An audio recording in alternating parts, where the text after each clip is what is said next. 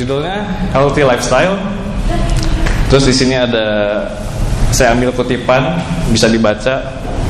If anyone destroys God's temple, God will destroy him. For God's temple is holy and you are the temple. Jadi kalau kita nggak jaga kesehatan kita, Tuhan bakal hancurin kita, gitu loh. Ya ini sih menurut Alkitab ya, tapi kenyataannya emang gitu juga sih. Lanjut. Gimana teman-teman, semua sehat? Alhamdulillah. Sehat. Oh, alhamdulillah sehat. Oke, yang pertama di sini artian sehat secara umum adalah sehat adalah tidak sakit. Betul? Kita semua selalu berpikir seperti itu, tapi saya ambil artian lain dari teman saya. Sehat adalah kondisi di mana pikiran dan tubuh berada dalam puncak efisiensi. Oke. Saya cepat aja lihat sekilas-kilas biar waktunya juga singkat. Sisanya silakan tanya-tanya aja nanti. Berhubungan dengan kesehatan, Tuhan bilang lewat Kejadian 6 ayat 3, kita tuh sebenarnya mampu hidup sampai 120 tahun. Dan ada beberapa orang juga udah melewati 100 tahun lebih hidupnya.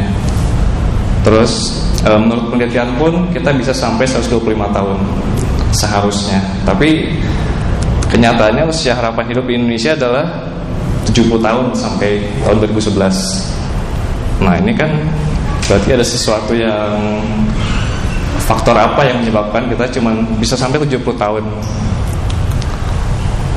Penyebab kematian yang paling populer di Indonesia dan di dunia juga adalah penyakit tidak menular. Contohnya seperti penyakit jantung, stroke, kanker, diabetes, dan lain-lain. Ini penyakit yang paling populer orang-orang kita punya lah. Jadi kalau misalkan di keluarga saya, kebanyakan jantung dan stroke matinya, meninggalnya. Sorry, kasar. Meninggalnya gara-gara itu doang.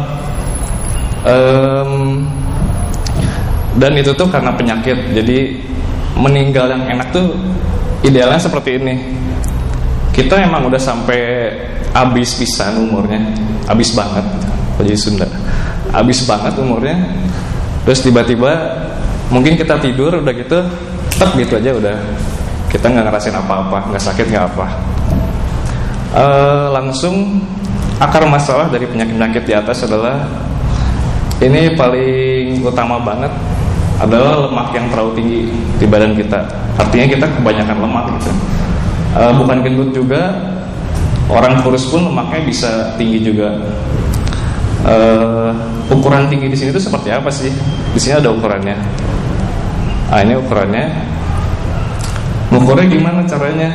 Ada mesinnya. Kalian bisa ke lab atau nggak ke rumah sakit, emang ada mesinnya buat mengukur komposisi tubuh namanya. Jadi kita bisa ngecek lemaknya setinggi apakah. Buat pria tinggi itu lebih dari 25%. Buat wanita lebih dari 30%. Yang kita pingin lemak idealnya itu posisinya di rendah atau posisi sedang. Oke. Kalau rendah sih kebanyakan kategorinya udah masuk atlet. Jadi ya kita berharap di sedang saja. Kalau mau rendah boleh, tapi kerja kerasnya lebih ekstra. Oke. Salah satu cara buat ngurangin lemak adalah kita melakukan diet. Tapi banyak dari kita dietnya seringkali tidak sehat. Artinya kita bukan sering sih, tapi ada yang mengurangi jadwal makan gitu.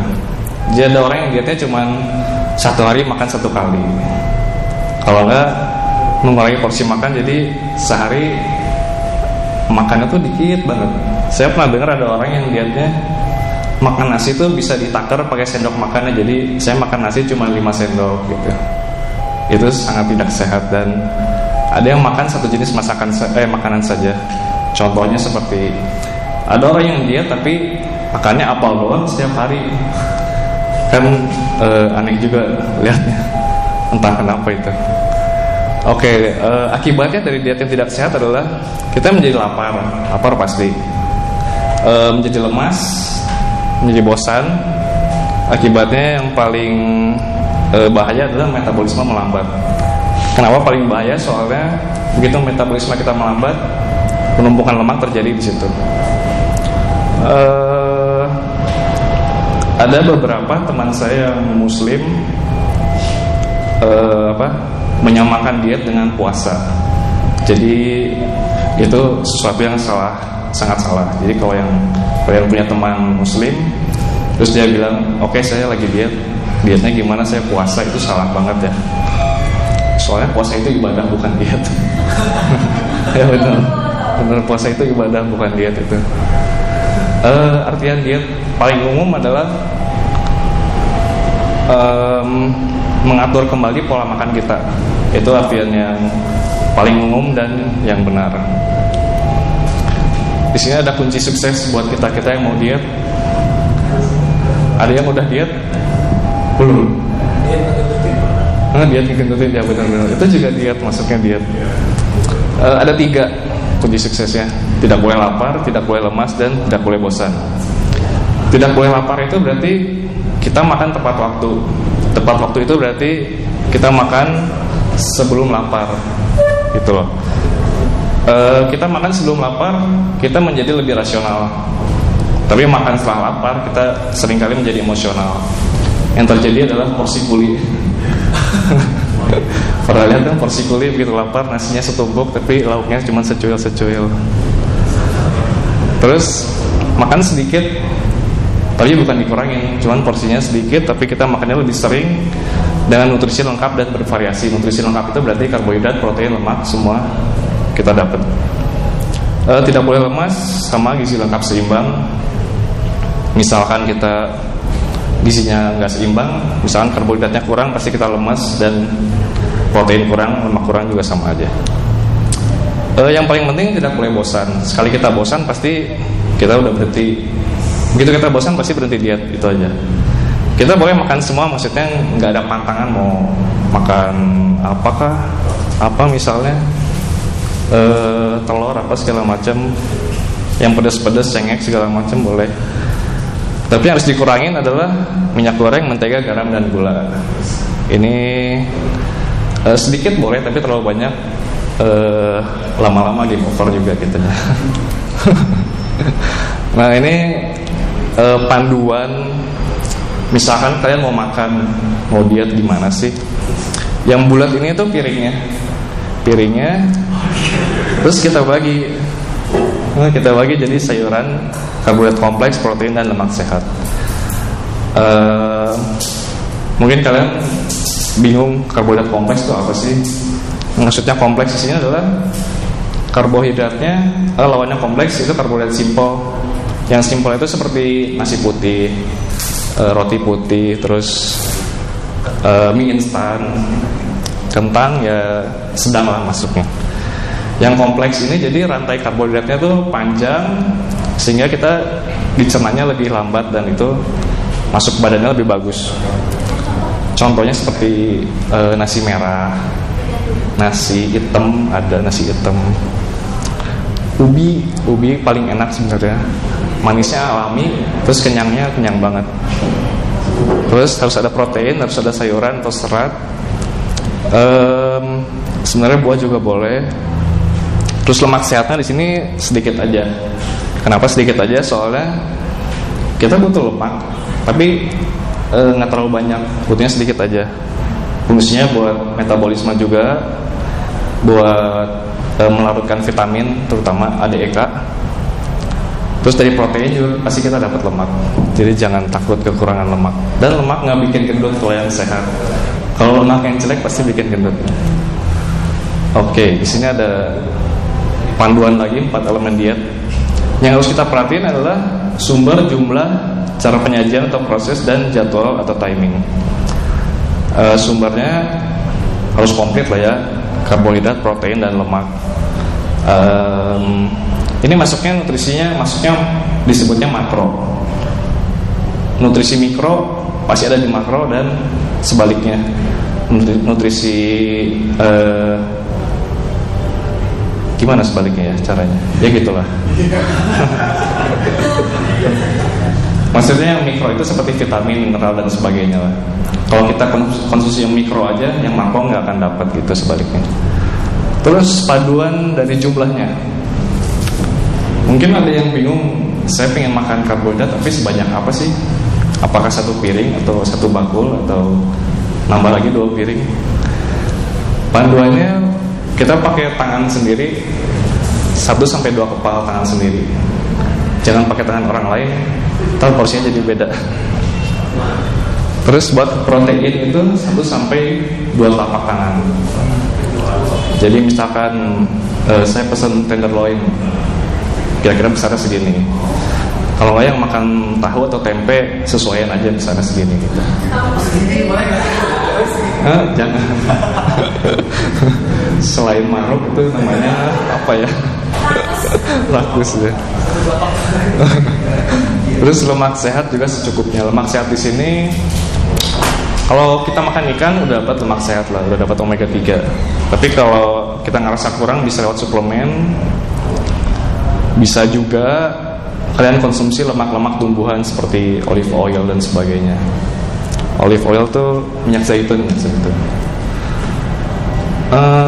Cuman di sini diperhatikan juga lemak sehat juga bisa jadi jelek lama-lama kalau dipanasin. Jadi misalnya kita punya minyak zaitun bagus, diminum mentah itu bagus banget. Tapi begitu dipakai buat goreng berubah jadi jahat gitu. Jadi lemak itu, minyak itu kalau dipanasin pasti dia berubah jadi jahat. Terus cara penyajiannya, nah ini prioritaskan dikukus, direbus, dipepes, dipanggang dan ditumis. Kalau buat digoreng-goreng nanti aja lah. Misalkan kita udah bosan banget ya bolehlah digoreng sekali. Terus jadwal dan timingnya. Di sini kenapa nulisnya 3 meal? Meal itu kayak kita makan 3 kali. Jadi kalau kita kebiasaan kan makan pagi, siang, dan malam. Di sini nggak pakai pagi, siang, malam, kita pakainya meal. Dan di antara 3 meal itu kita selipin snack-snack sehat seperti bukan ciki ya, snack di sini bukan ciki, citato dan sebagainya. Snack di sini adalah buah, sayur, protein. Misalkan kita di sela-sela mungkin makan ayam atau nggak makan tahu, tempe dan sebagainya, ikan. Yang suka fitness pasti tahu lah suplemen seperti yang susu elemen dan sebagainya. Itu juga bagus tapi jangan terlalu sering juga sih. Makan sebelum lapar, kurangi karbohidrat kompleks dan lemak sebelum tidur. Karena karbohidrat kompleks itu dicernanya lama, jadi dia ngasih energi ke badannya lama juga. Jadi kalau sebelum tidur kita makan karbohidrat kompleks, ya terpaksa begadang kerjaannya pasti. Dan lemak juga, soalnya lemak itu menghambat penyerapan. Lalu tadi udah masuk ke dietnya, sekarang kita pengen tahu apa sih exercise for fat loss, not weight loss. Kenapa ada 2? Weight loss dan fat loss itu beda. Soalnya weight loss itu berat kita keseluruhan. Jadi kalau kita timbang di rumah, itu berat kita itu terdiri dari lemak, air, otot, dan tulang. Contoh gini, misalkan saya timbang sekarang, saya 60 kilo, terus saya diet, seminggu kemudian saya timbang lagi, ternyata turun 55 kilo. Lewat timbangan itu kita nggak tahu yang hilang itu apa. Misalkan yang hilang air 5 kilo, yang pasti nggak mungkin tulang ya. Kasihan tulang yang hilang, gimana caranya? Iya. Misalkan yang hilang air, bisa nggak? Bisa. Soalnya kita nggak tahu yang 5 kilo itu hilangnya apa. Bisa hilang lemak, bisa juga. Yang hilang otot bisa hilang, bisa nyusut. Yang hilang tulang, serem juga. Gimana jadinya? Jadi yang kita inginkan adalah menurunkan lemak, tapi kita menjaga lean body mass. Lean body mass itu terdiri dari air, otot, dan tulang. Kenapa harus dijaga sih lean body mass itu? Soalnya dari air, otot, dan tulang yang bisa kita modifikasi naik turun itu paling enak otot lah ya. Soalnya kalau air naik turunin taruh jadi ngaco juga. Tulang juga nggak bisa dinaik turunin, gimana caranya? Otot itu diibaratkan sebagai kompor di tubuh kita, kompor yang ngebakar kalori. Jadi semakin banyak otot yang kita punya, pembakaran kalori semakin bagus, lemak semakin turun. Oke. Jadi kalau buat perempuan terutama, jangan takut kalau ke tempat fitness. Biarpun orangnya sangar-sangar, tapi kadang-kadang suka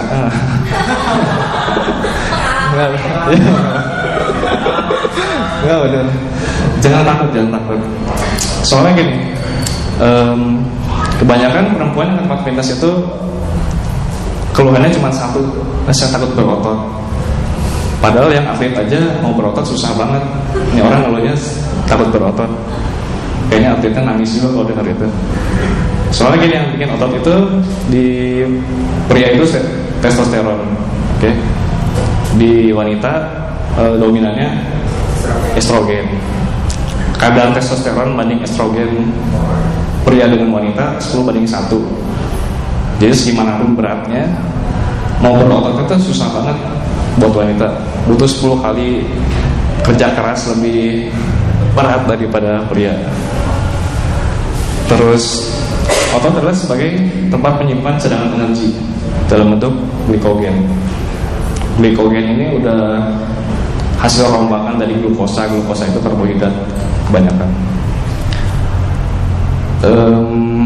Jadi gini, bayanginnya otot kita kecil, kita makan karbohidrat masuk ke otot. Karena ototnya sedikit, sisanya dibikin jadi lemak. Tapi kalau otot kita banyak, misalkan porsi makannya sama, masuk ke otot, semua disimpan di otot, nggak ada yang disimpan jadi lemak, gitu loh. Ngerti ya? Kalau nggak ngerti, cari tahu. Nggak, tanya aja nanti. Terus otot turun berarti metabolisme turun. Otot turun berarti tempat cadangan energi turun, gampang menyimpan lemak. Terus, nah ini tips untuk yang mau fat loss. Gimana sih caranya? Pertama, kita bisa latihan beban. Habis latihan beban disertai dengan latihan aerobik sesudah latihan beban. Jadi yang suka, teman-teman yang suka fitness, jangan aerobik dulu. Misalkan treadmillan 1 jam, habis itu fitness, saya jamin ngantuk udahnya. Nggak akan kuat ngangkat beban juga. Yang kedua adalah latihan aerobik pada saat gula darah berada. Oh ya, latihan aerobik di sini bukan yang goyang-goyang gitu ya.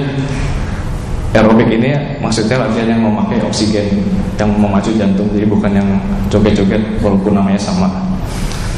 Latihan aerobik lah pada saat gula darah berada pada level terendah. Kenapa?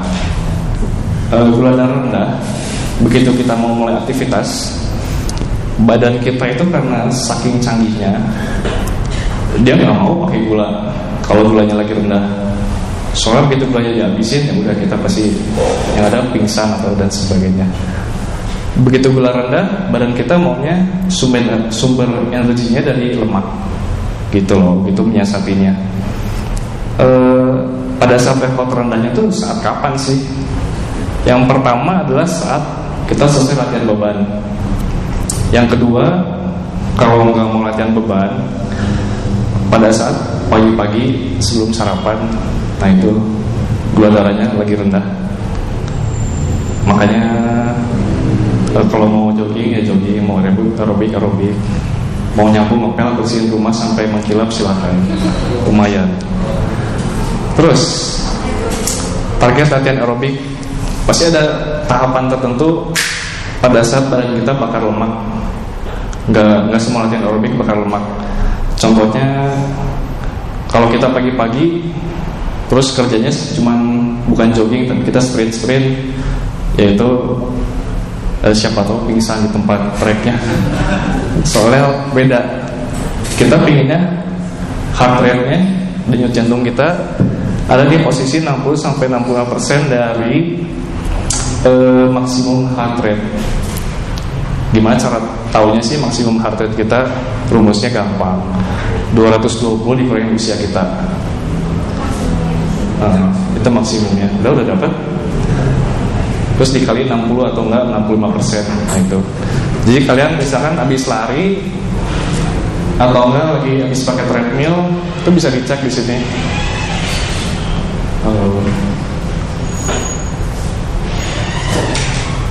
Lanjut. Itu bisa dicek di sini. Kamu hitung 1 menit dapat berapa? Nah itu masuk nggak ke target heart rate-nya? Harusnya masuk sih. Kalau misalkan di atas, kebanyakan kalau gulanya lagi rendah, terus kita misalkan dapatnya dari 70 atau enggak 80% dari maksimum heart rate, dia bakal pakainya kan yang nantinya dari otot. Jadi otot kamu bisa susut nanti. Tapi jangan takut juga sih. Manfaatnya, kenapa sih harus latihan beban gitu? Iyalah, soalnya saya certified personal trainer, jadi pasti nyaraninnya ini. Sebenarnya banyak latihan yang lain, tapi saya nyaraninnya ini. Kenapa? Manfaatnya banyak banget soalnya. Yang pertama, metabolisme tubuh naik, otot ikut naik. Yang kedua adalah tidak mudah menimbun lemak. Kenapa? Soalnya otot kita naik. Yang tadi sudah jelasin itu. Terus insulin itu lebih sensitif, sehingga kita terhindar dari diabetes tipe 2. Tipe 2 itu bukan diabetes yang diturunkan secara genetik, tapi diabetes karena kita bikin sendiri ke badan kita. Seperti diabetes itu bukan cuma dari gula aja, tapi bisa dari nasi juga.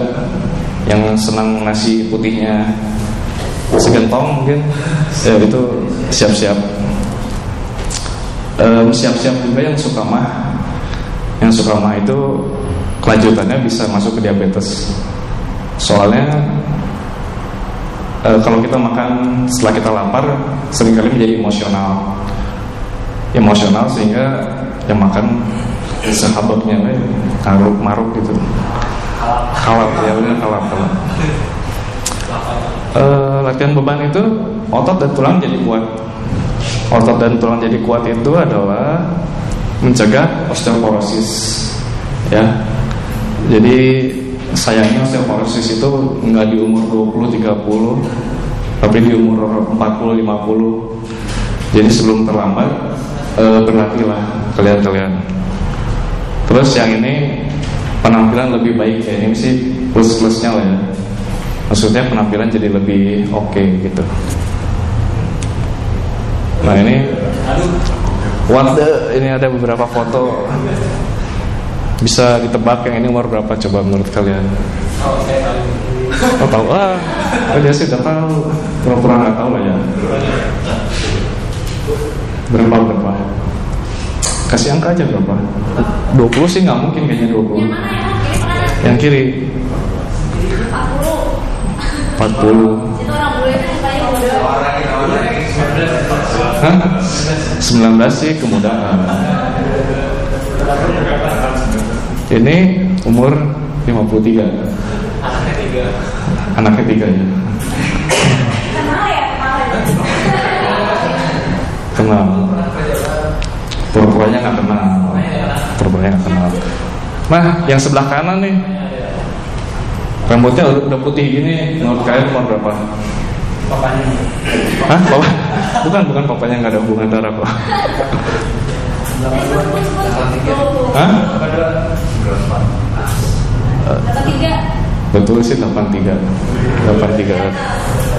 Tapi dia masih kuat push up. Ini hebat banget ya. Untuk umur 83, yang kalau kita lihat udah aki-aki, udah jalan juga pakai tongkat kayaknya. Yang kerjaannya tiap hari mungkin duduk depan TV doang, tapi dia masih bisa aktif. Rahasianya cuma 3, bukan cuma 1, cuma 3. Yang pertama adalah diet, yang kedua adalah latihan beban. Sebenarnya bisa apa aja, tapi saya mau bilangnya latihan beban aja. Yang ketiga adalah istirahat yang cukup. Gampang. Oke. Sekian presentasi dari saya. Kalau yang mau tanya boleh. Ada kutipan juga. Ini yang bikin kutipan ini Thomas Alva Edison. Ada yang nggak tahu siapa? Ah, bukan. Benar tapi emang penemu lampu ya. Lampu bohlam. Alpha Edison bisa bilang kayak gini, the doctor of the future will give no medicine, but will interest his patients in the care of the human body, in diet, and in the cause and prevention of disease. Ini zamannya Edison, tapi dia bisa bilang kayak gini. Sedangkan di zaman kita sekarang, tahun 2000 serasa kayak tahun 1800 dan sekian-sekian. Yang sakit semua dikasihin obat semua, suruh bayar mahal, padahal akarnya cuma satu dari tadi, cuma lemak doang. Jadi yang sakit jantung kebanyakan nanyanya obatnya apa. Terus yang sakit stroke sibuk berobat, sibuk check up dan sebagainya, padahal sumbernya cuma satu kayak tadi. Oke, jadi pintar-pintarlah kita dalam menjaga badan. Soalnya seperti kutipan awal saya tadi, kalau kita nggak jaga, Tuhan juga males kayaknya. Ini orang kok nggak jaga badan, saya ambil lagi juga badannya. Jadi apa yang kita pakai, apa yang selalu kita gunakan, pasti Tuhan kasih lebih. Tapi sesuatu yang nggak kita pakai, sesuatu yang jarang kita gunakan, pasti Tuhan ambil lagi. Oke, itu aja dari saya. Sekian dan terima kasih.